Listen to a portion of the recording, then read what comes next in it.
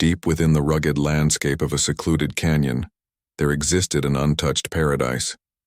This hidden gem had been home to only nature's finest creations, towering trees that stretched toward the sky, winding rivers that whispered secrets as they flowed, and wildlife thriving undisturbed in their natural habitat. For Sarah McAllister, this canyon was more than just a place, it was her sanctuary. She grew up exploring its trails, climbing its rocks, and listening to the symphony of birdsong at dawn. To her, the canyon wasn't just land, it was alive, pulsing with energy and stories older than time itself. Sarah often joked that the canyon felt more alive than any city she'd ever visited. While others marveled at skyscrapers and bustling streets, Sarah found wonder in the quiet majesty of towering pines and the way sunlight danced on the river's surface.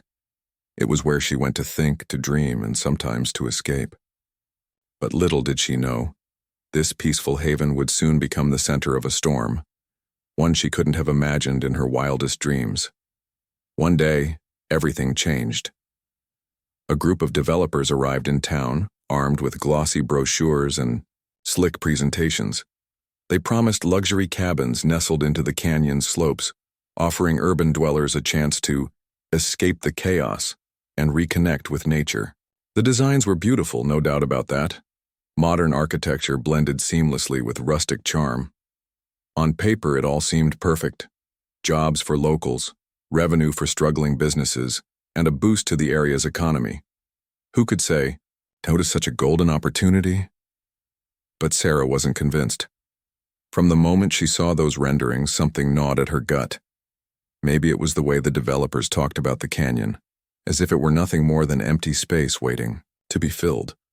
Or maybe it was the gleam in their eyes when they mentioned profits. Whatever it was, Sarah couldn't shake the feeling that this project wasn't right.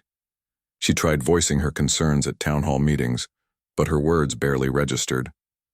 Most people were too dazzled by promises of prosperity to listen. Her neighbors, many of whom had lived alongside the canyon for generations, were swayed by the prospect of financial gain. After all, times had been tough lately. Crops weren't yielding as much, tourism was down, and bills kept piling up. When the Homeowners Association, HOA, voted unanimously to approve the construction of 87 luxury cabins, Sarah felt like she'd been punched in the stomach. The decision left her feeling isolated, like she was standing alone on one side of a chasm while everyone else crossed over to the other. Even friends who once shared her love for the canyon seemed eager to embrace the developer's vision. "It'll be good for the community," they said. "They're going to build sustainably." But Sarah knew better. Sustainability wasn't just a buzzword you threw around in meetings, it was a responsibility. And from what she'd seen, these developers weren't interested in responsibility. They were interested in profit. As bulldozers rolled in and chainsaws roared to life, Sarah watched helplessly as the canyon began to transform. Trees that had stood for centuries came crashing down, their trunks splintering under the weight of heavy machinery. Trails she'd walked since childhood disappeared beneath layers of gravel and concrete. Worst of all, the riverbanks, the lifeblood of the canyon, were stripped bare, leaving the soil exposed and vulnerable. Every day the canyon looked less like the wilderness she loved and more like a polished resort designed for strangers. Despite her growing unease, Sarah couldn't deny the excitement buzzing through the town. People talked about the cabins nonstop, speculating about how much money they'd make renting them out or working at the resort. Businesses started stocking up on supplies, preparing for an influx of tourists. Even kids played games pretending to be guests checking into their very own luxury cabin. For a brief moment, it almost felt like the entire town was united by this shared dream. But Sarah couldn't join in. Instead, she spent her days documenting the changes, snapping photos, and jotting notes in a weathered journal. Part of her hoped someone would listen if she had proof of the damage being done. Another part simply wanted to remember what the canyon looked like before it was gone forever. As she wandered through the scarred landscape, she couldn't help but wonder, was progress really worth losing something so precious? Little did she know the answer would come sooner, and in a far more devastating way than anyone could have predicted. Construction began swiftly, as if the developers were racing against time, or perhaps trying to outrun criticism. Bulldozers carved through ancient forests with ruthless efficiency, their rumbling engines drowning out the songs of birds that had called the canyon home for generations. Trees fell like dominoes, their roots ripped from the earth they'd nourished for centuries. The air grew thick with dust and the sharp scent of freshly cut wood, a stark contrast to the crisp, clean breeze that once carried the fragrance of pine needles and wildflowers. Sarah watched it all unfold with a heavy heart. Each tree felled felt like another piece of her soul being torn away. She tried to convince herself that maybe, just maybe, the developers would honor their promises of sustainability. After all, they had assured everyone at the town hall meetings that every effort would be made to preserve the canyon's natural beauty while accommodating modern comforts. Their glossy brochures even featured images of happy families hiking on pristine trails alongside sleek cabins. But deep down, Sarah knew better. Sustainability wasn't about slapping solar panels on rooftops or planting a few token saplings. It was about respecting the land and understanding its limits. And what she saw unfolding before her eyes was anything but respectful. The construction site quickly became a chaotic scene. Cranes towered over the landscape, their long arms casting shadows across the now barren hillsides. Workers moved with urgency, pouring concrete foundations and hammering wooden frames into place. At first glance, the structures looked impressive, modern yet rustic, blending glass and steel with cedar beams. To the untrained eye, it seemed like the developers were keeping their word. But Sarah noticed details others overlooked. Retaining walls meant to stabilize the steep slopes were hastily assembled, their materials cheap and flimsy. Drainage systems, designed to divert rainwater, appeared half-finished with exposed pipes jutting out awkwardly from the ground. It was clear corners were being cut, though no one else seemed to care. What troubled Sarah most, however, was the treatment of the riverbanks. These vital arteries of the canyon had been stripped bare, their protective layers of vegetation removed to make room for more cabins. Without the root systems holding the soil in place, the banks were left dangerously unstable. Every time it rained, even a light drizzle, muddy water rushed downstream, carrying chunks of earth along with it. Sarah knew this wasn't normal. Healthy riverbanks acted like sponges, absorbing rainfall and releasing it slowly back into the ecosystem. But these naked banks couldn't handle the pressure, and each storm chipped away at their integrity. Despite her growing concerns, Sarah found herself increasingly isolated.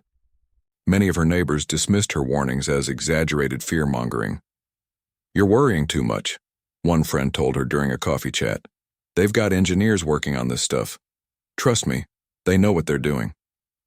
Others accused her of being selfish, claiming she didn't want anyone else enjoying the canyon because she saw it as her personal retreat. The accusations stung, but Sarah refused to back down. If anything, they only strengthened her resolve to speak up. Her protests reached a fever pitch when she discovered that several key permits hadn't been properly filed. The developers had assured the HOA that all legal requirements were met. But after digging through public records, Sarah uncovered discrepancies. When she presented her findings at the next HOA meeting, the room erupted into chaos. Some attendees sided with her, demanding answers from the developers.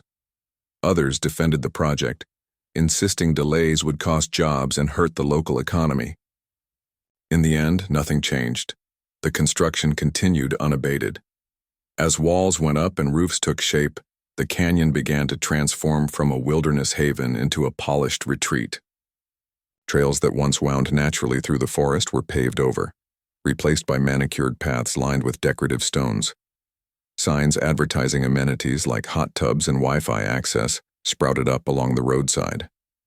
Even the river itself seemed different, its flow disrupted by new culverts and barriers installed to redirect water around the cabins.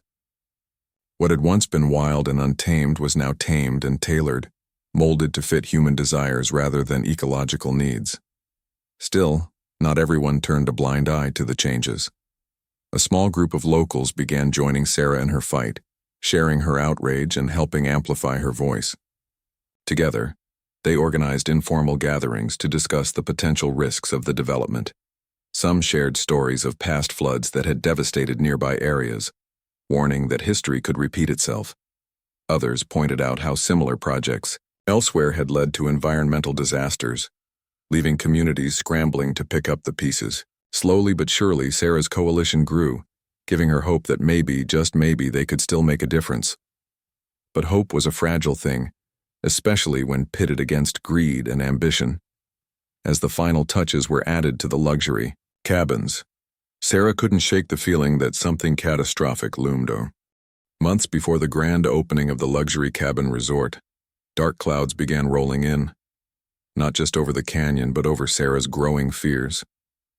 The weather had always been unpredictable in this part of the country, with occasional storms sweeping through during the rainy season. But this year felt different.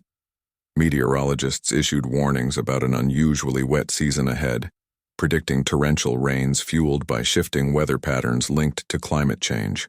Rivers across the region were already swelling, and low-lying areas were flooding more frequently than anyone could remember. Sarah saw these reports as a ticking time bomb. The stripped riverbanks, the poorly constructed retaining walls, the hastily laid foundations, all of it painted a picture she couldn't ignore. She knew what heavy rain could do to unstable soil, especially on steep slopes like those in the canyon. It wasn't just a matter of if something would go wrong. It was a matter of when. Desperate to sound the alarm, she prepared for yet another HOA meeting, determined to make her voice heard.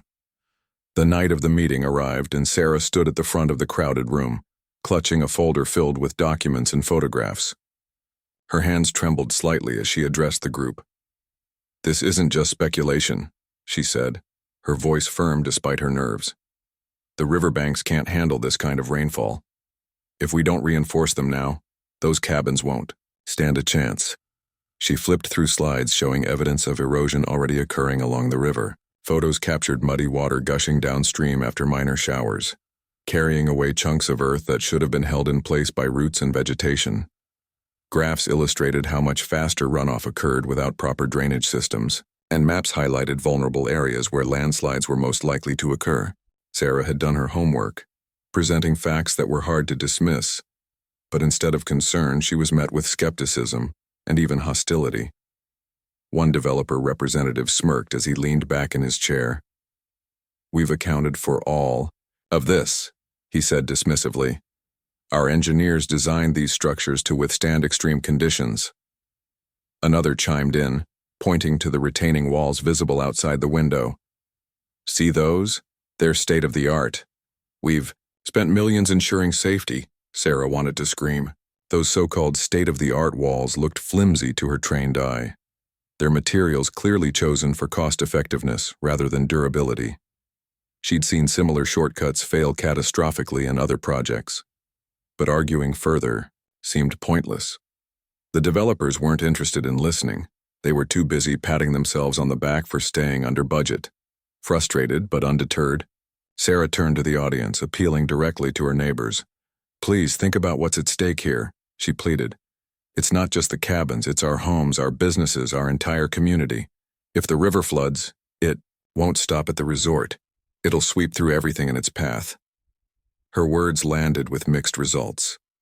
Some attendees nodded thoughtfully, murmuring among themselves about the risks. Others rolled their eyes or checked their phones, clearly uninterested. A few even laughed quietly, as if Sarah's warnings were some kind of joke. One man near the back muttered loud enough for her to hear, "She's just trying to scare us, because she doesn't want progress." That comment stung, but Sarah refused to let it silence her. After the meeting ended, she lingered, approaching individuals who seemed open to hearing more. She handed out copies of her research, urging them to share it with friends and family. Though many brushed her off, a handful promised to look into her concerns. Even small victories felt significant now. As days passed, Sarah continued her campaign, reaching out to local environmental groups and journalists. She hoped that bringing attention to the issue might pressure the developers to take action, or at least force the HOA to reconsider its support for the project. But time was running out. The skies grew darker, and the first drops of rain began to fall. At first, the storms were mild, teasing the canyon with light drizzles that soaked the ground but didn't cause immediate damage. Still, Sarah watched anxiously as water pooled around the base of the cabins, seeping into cracks in the foundations. She noticed how quickly the rivers rose, their currents stronger and angrier than usual. Each new storm left behind subtle signs of strain. Miniature landslides here, eroded pathways there. To her, these were harbingers of disaster. To others, they were mere inconveniences. One evening, as she walked along the riverbank, Sarah spotted something alarming. A section of the retaining wall had collapsed, sending a cascade of mud and debris tumbling toward the water. She snapped photos and sent them to the HOA, demanding immediate repairs. Their response came hours later, a brief email stating that maintenance crews would address the issue as soon as possible. But as soon as possible wasn't good enough, not when the next big storm could hit any day. Sarah's frustration boiled over. She felt like Cassandra from Greek mythology, cursed to foresee tragedy but unable to prevent it. No one believed her until it was too late.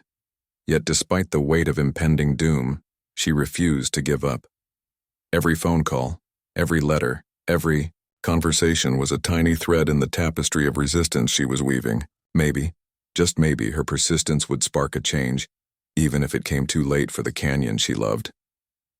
As the rains intensified, turning gentle showers into relentless downpours, Sarah braced herself for what was coming. She didn't know exactly when or how it would happen, but she knew one thing for certain: the canyon was about to fight back, and it wouldn't be forgiving. The storm arrived without mercy, a ferocious beast unleashed from the heavens. It began with an eerie calm, a stillness in the air that made Sarah's skin prickle as she stood on her porch, staring at the dark clouds gathering above the canyon. Then came the first drops, fat and cold, splattering against the dry earth, like warning shots. Within hours, the drizzle turned into a relentless downpour, sheets of rain hammering the ground with unrelenting force. At first, the luxury cabins held their ground, their sleek designs standing tall against the onslaught. Developers had boasted about their resilience, claiming they could withstand anything nature threw at them. From afar, it almost seemed true.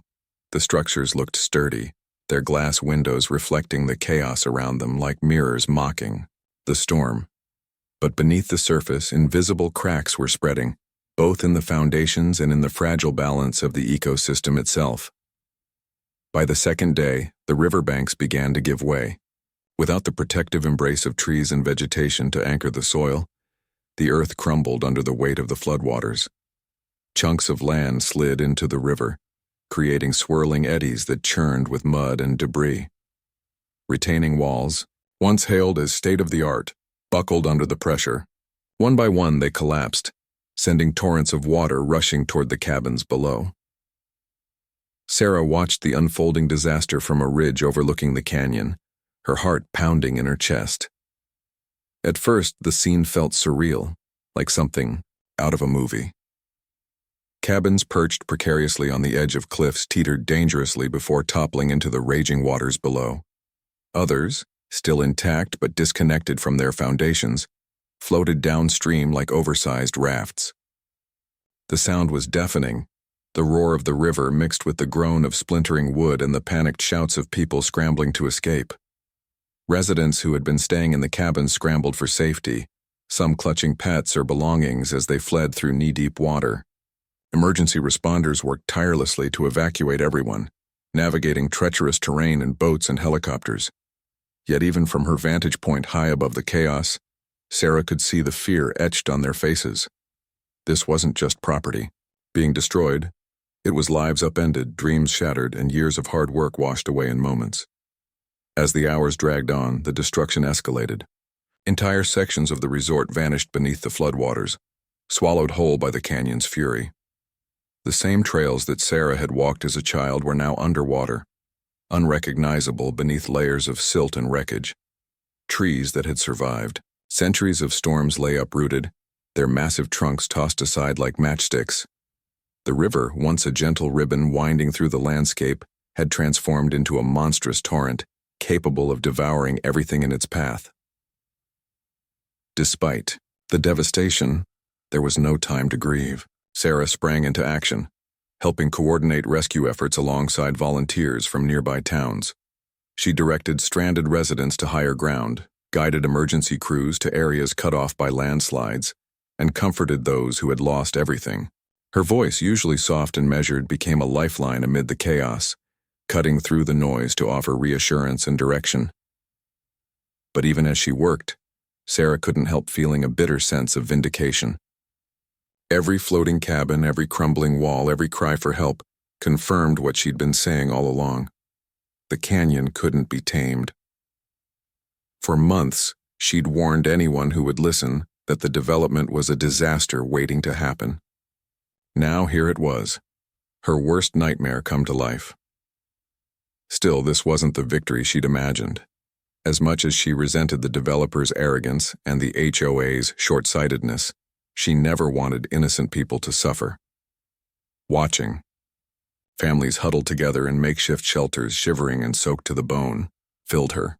In the days that followed the storm, the canyon was unrecognizable. What had once been a serene paradise now bore the scars of devastation. Debris clogged the riverbanks, mudslides buried trails, and remnants of luxury cabins lay scattered like broken toys across the landscape. The air smelled damp and earthy, mingled with the faint tang of rusting metal from twisted rebar and shattered foundations. It was as if nature itself had risen up in protest, reclaiming its territory with raw, unrelenting force. As the floodwaters receded, fingers began pointing in every direction. The HOA, which had eagerly approved the project, scrambled to distance itself from blame. At emergency meetings held in the town hall, now crammed with angry residents, they accused the developers of cutting corners and ignoring safety protocols. "They promised us sustainability," one board member said defensively, waving a copy of the original proposal. "This isn't what we signed off on." The developers fired back with equal ferocity, insisting their designs were sound and blaming the HOA for failing to properly oversee construction. Engineers hired by both sides conducted investigations, each producing conflicting reports about who was at fault. Meanwhile, insurance companies refused to pay out claims, citing acts of God clauses in their policies. Homeowners found themselves stuck in limbo, their investments wiped out overnight without any financial recourse. Amid the finger-pointing and legal battles, environmentalists seized the moment to highlight the dangers of unchecked development in fragile ecosystems. Journalists flocked to the canyon, capturing images of floating cabin debris and interviewing devastated residents. Sarah became an unlikely spokesperson for the movement, sharing her story with reporters and activists nationwide. Her warnings, once dismissed as paranoia, now carried undeniable weight.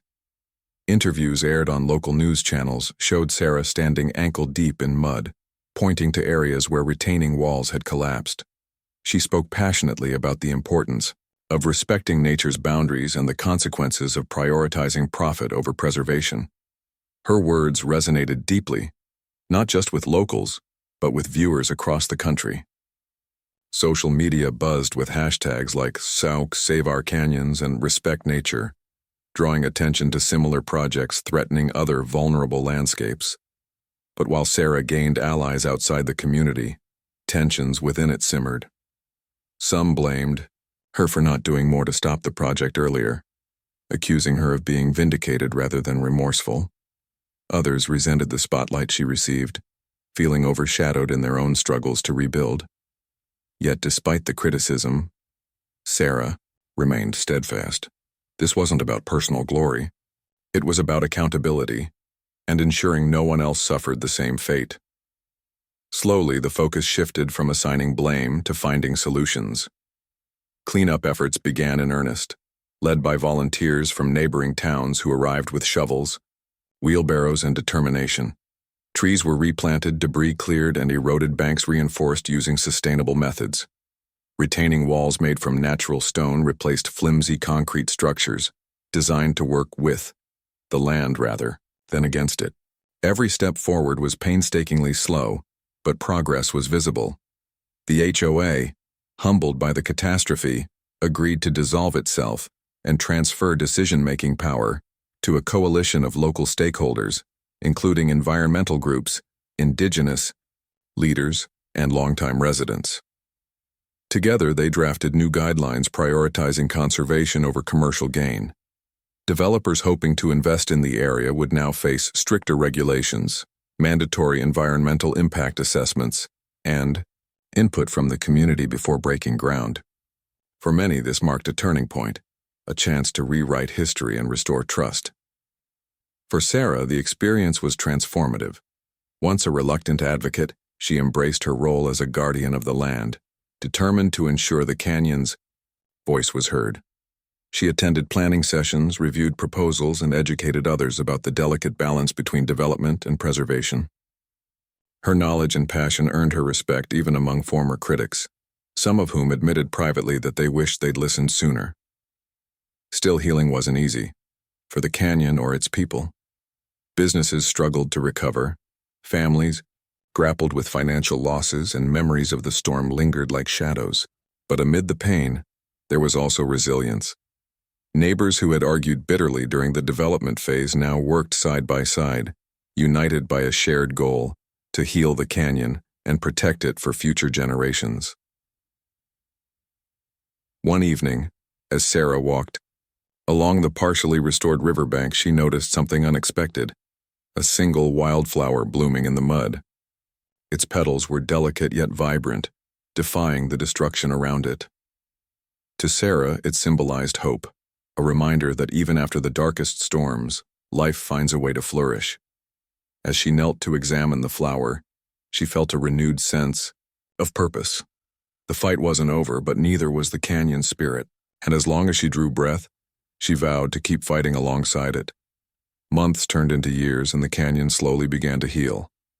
It was a painstaking process, one that required patience, dedication, and an unwavering commitment to doing things right this time. The scars left by the flood wouldn't disappear overnight, but with each passing season, signs of renewal emerged, subtle at first, then more pronounced. Sarah threw herself into the restoration efforts, becoming a driving force behind the coalition tasked with rebuilding the canyon. She spent countless hours coordinating volunteers, securing funding for sustainable projects, and educating newcomers about the importance of respecting the land. Her days were long, often stretching from sunrise to sunset, but she didn't mind. For the first time in years, she felt like she was making a real difference, not just for herself, but for everyone who called the canyon home. One of the coalition's first priorities was replanting native trees and vegetation. Entire hillsides had been stripped bare during the construction phase, leaving the soil exposed and vulnerable to erosion. Now, teams of volunteers worked tirelessly to restore these areas, planting saplings and spreading seeds harvested from nearby forests. Sarah took particular joy in watching the young trees take root, their slender trunks swaying gently in the breeze. "These will grow tall someday," she told a group of schoolchildren visiting the site, "and when they do, they'll protect the canyon just like they're meant to." The riverbanks received special attention too. Engineers designed new retaining systems using natural materials like rocks and logs, ensuring they blended seamlessly with the environment. Native grasses and shrubs were planted along the edges to stabilize the soil and prevent future landslides. Over time, the river began to settle back into its natural rhythm, flowing steadily rather than raging uncontrollably. Fish returned to its waters, and birds nested in the reeds growing along its banks. Life was coming back piece by piece. But restoring the landscape was only part of the equation. The human side of the equation needed mending as well. Many residents still struggled financially, having lost not only their investments in the luxury cabins but also income from businesses reliant on tourism. To address this, the coalition launched programs aimed at creating sustainable livelihoods. Workshops taught skills like eco-friendly farming, woodworking, and guided hiking tours. Local artisans opened shops selling handmade crafts inspired by the canyon's beauty. Slowly but surely, the economy began to rebound, not through exploitation, but through innovation and respect for the land. Visitors started returning to the canyon, drawn by its renewed splendor and the lessons it offered. Unlike before, however, they came with a deeper appreciation for its fragility. Guided tours emphasized conservation, teaching guests how to tread lightly and leave no trace. Signs posted along trails explained the history of the flood and the ongoing efforts to restore the area, serving as reminders of both the canyon's resilience and humanity's responsibility to protect it. For Sarah, the transformation was bittersweet. On one hand, she marveled at how far the canyon and the community had come since the disaster. The reckless ambition that had once driven the development of luxury cabins had given way to humility and collaboration. People listened now, not because they feared another catastrophe, but because they understood the value of living in harmony with nature. On the other hand, she couldn't forget the cost of those hard-earned lessons: homes destroyed, lives disrupted, and irreplaceable parts of the canyon forever altered. Still, Sarah found solace in the small victories. She loved seeing families picnicking under newly planted trees or children marveling at the sight of deer grazing near the river.